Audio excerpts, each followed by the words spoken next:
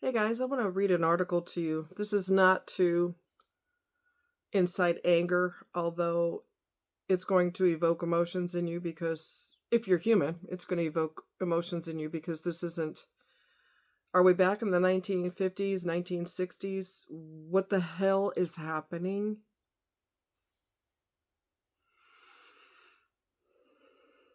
So this happened in Montgomery, Alabama. Nobody's surprised by that. This was January 29th, 2025 when this article was written. It could be the day of the incident, I'm not sure. A man in Alabama filed a $20 million federal civil rights lawsuit on Tuesday alleging a police officer repeatedly used a taser on him while he was detained and compliant in handcuffs. A video of the encounter appears to show Micah Washington, 25, with police. According to the lawsuit, he was changing a flat tire near his aunt's house in Pickens County, Alabama, when a police officer from Reform approached him and a friend he was with. There have been at least 3 fatal encounters with law enforcement in Pickens County in recent years, including the case of New Orleans Saint defensive end Glenn Foster Jr., who was found dead in the back of a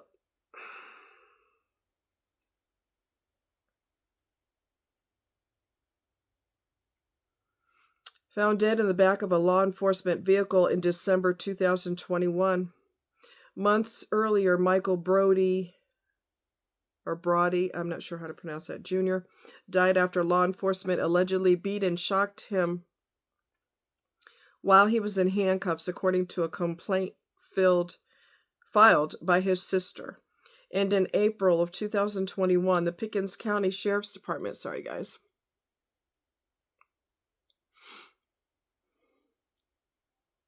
The Pickens County Sheriff's Department was sued by the family of Wallace Wilder, a black man who was shot in his apartment by law enforcement in 2019.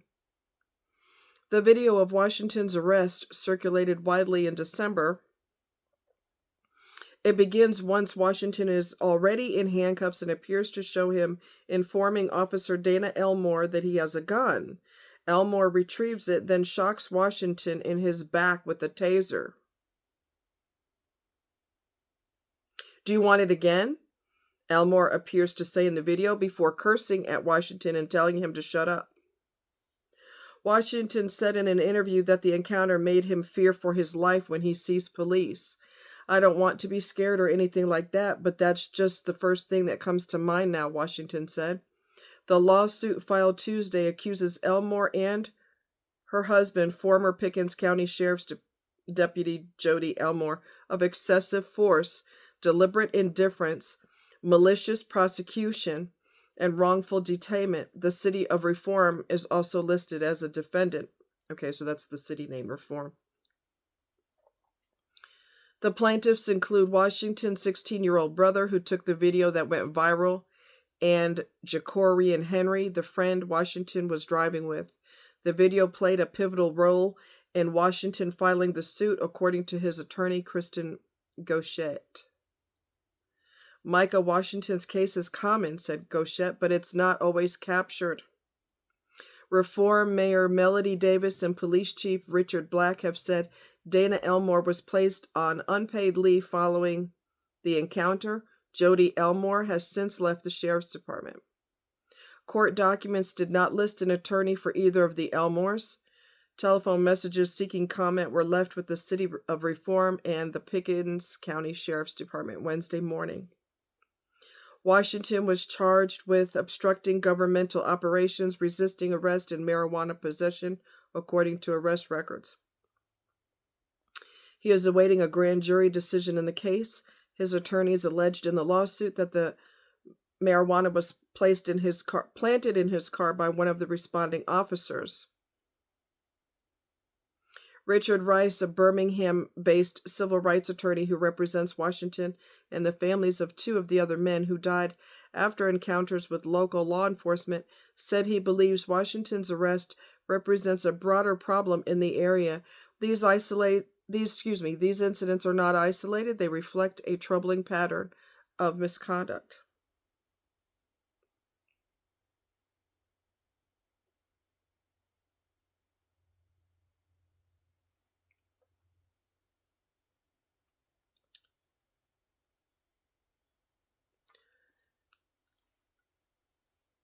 It is not uncommon for Alabama to be this goddamn ignorant.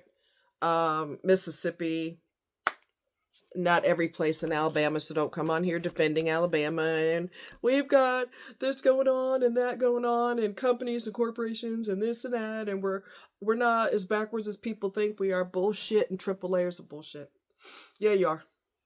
Maybe you aren't personally if you're from Alabama, but this kind of shit is 1000% uncalled for and asinine and frankly narcissistic because you got a mental problem. That's why you got into law enforcement, because you're insecure and you need to feel powerful. So you deliberately choose fields where people, you have control over other people. But that's going to cost your company, your department a ton of money. Okay? A lot of money.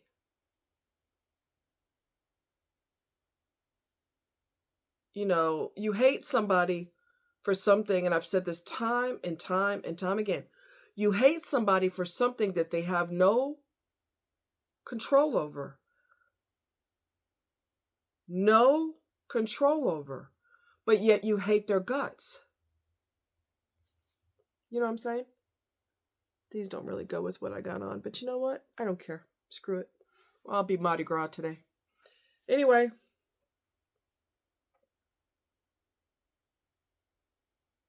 It's heartbreaking to see this kind of crap continue. It's heartbreaking.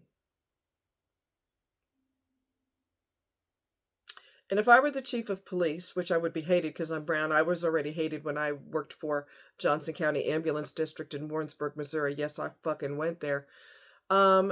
These sons of bitches can't stand the color of your skin. It makes them want to vomit. They want to puke so hard. We didn't choose our skin color, jackass. We didn't choose our skin color. You're hating someone for something they have zero control over. That makes you mentally ill. Now, if somebody's burping at the table and scarfing their face and eating their food real loud with their mouth open, that you could get mad at and that you could hate the person for or whatever. Not hate. That's a strong word. But for something that they didn't do, and it's not uncommon for cops to plant something in someone's vehicle. That's not unheard of. My question to the sheriff's office in Alabama is, when are you going to get a clue that you can't hire people who have a KKK mentality? Did I go there? Yes, I did. When you spend enough money, maybe you'll start getting a clue that you'll have zero tolerance for this type of behavior. You're going to have to be broke in order to get a clue, though, which is sad.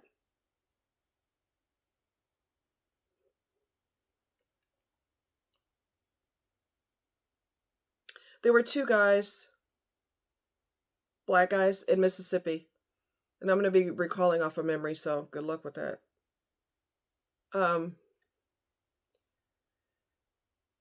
One of them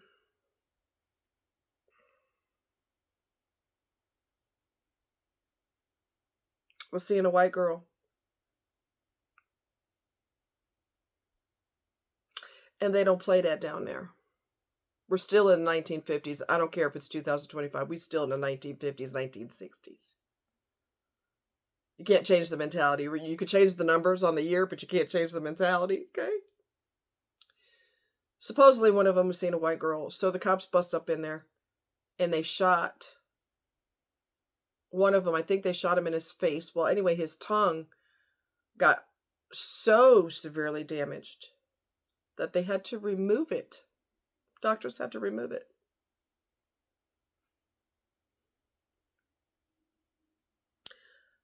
I would sue you so goddamn hard. I would own the police department. Because I'm not the bitch you want to fuck with. And you're not going to fuck with anybody I care about either. Got that?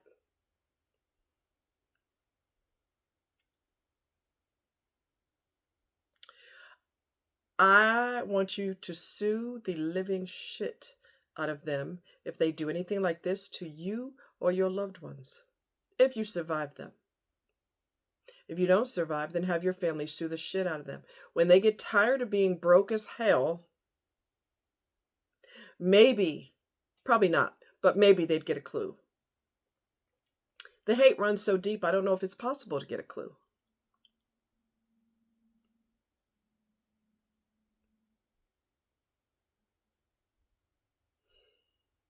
I just, like I said, the numbers change of the years, but the era has not changed at all. And for people who don't deal with this because they're white or some other ethnicity that's not brutalized, they like to say stupid shit like slavery was a long time ago and y'all just got to get over it and da-da-da this and da-da-da that. What kind of bubble are you living in? What went away?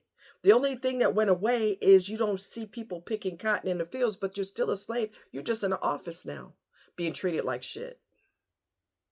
Or in the case of this young man, you're just changing a tire on a car. When you have the luxury of being something other than the race that's being brutalized, you have the luxury of living in a bubble where that don't happen no more. I don't know why you tripping off that. That don't happen no more. That's done. Why are you still upset about that? Are you out of your mind? You got to get out of your bubble and you better goddamn read articles and you better do some fucking research. Because you're in a bubble. Okay? You're living in a goddamn fucking bubble if you think this is over with. It's never going to be done.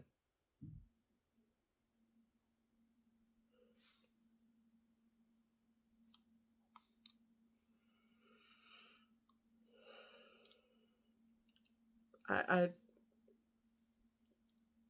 just don't understand people and I never will.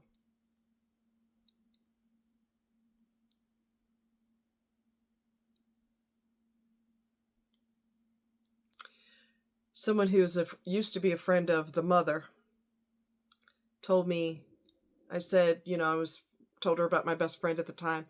And I said, yeah, she's Dutch. She's from Holland. You know what she told me? You must have been desperate to be friends with her. Why? Because she's white? That's what I should have said. I think I was, I'm not going to say I think. I know I was shocked. I have to be desperate if I'm friends with somebody white.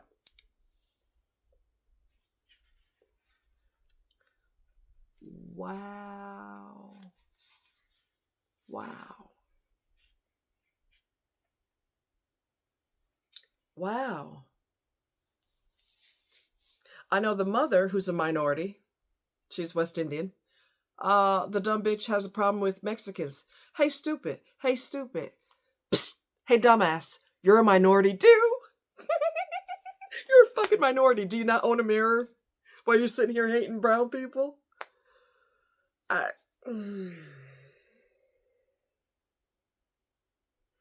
She's an educated dumbass. She's a registered nurse and she's about as dumb as the day's long. Just because you're educated doesn't make you smart. Okay? It doesn't make you smart. You could have 1,000,000 degrees and be as dumb as a freaking shoelace. My stomach is growling. It wants me to eat something. All right, I understand. Just give me a break here. I'm busy.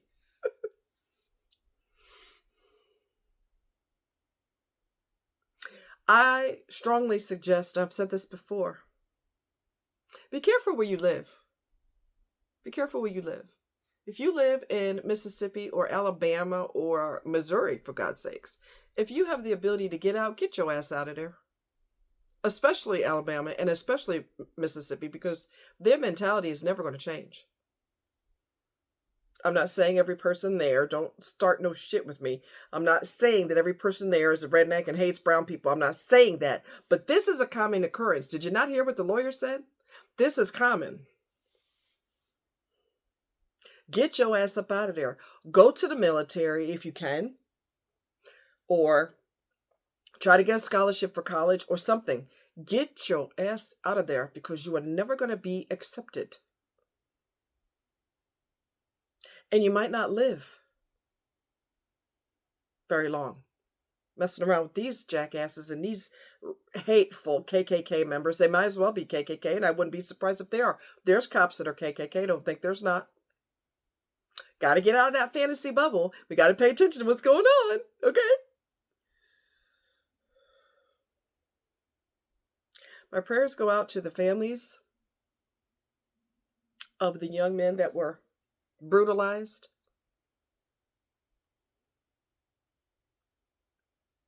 by these monsters. I just don't. You know, I've been best friends with whoever I click with. I don't give a fuck about your color. I don't give a damn if you are green with yellow stripes. I don't care if you're red with green stripes. I see people as people. And because people are obsessed with color, they cannot comprehend me not being obsessed with color. Oh, like you don't notice their color? No, I actually notice their character first because I'm not stupid in the head. I notice their character first. You know why? Because the outside is irrelevant. 1000% irrelevant. You could have the most beautiful package you've ever seen in your life delivered to you. The most beautiful. It could win an award. That's how beautiful it is. You open it up and it's a pipe bomb. And it killed you because it took your face plumb off. The packaging has nothing to do with anything. It's what's inside the package. If you live in one of these hateful ass places, get your ass up out of there. Please, for the love of God, get out. Get out. This shit's never going to change and you're hated. Someone you rely on to protect you is your worst enemy. What's wrong with this picture? See what I'm saying?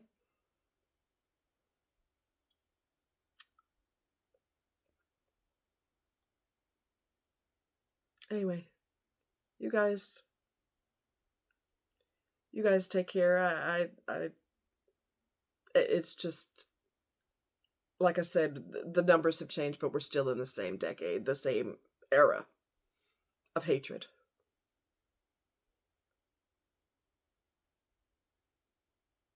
Yeah. You guys take care. Much love. Thank you.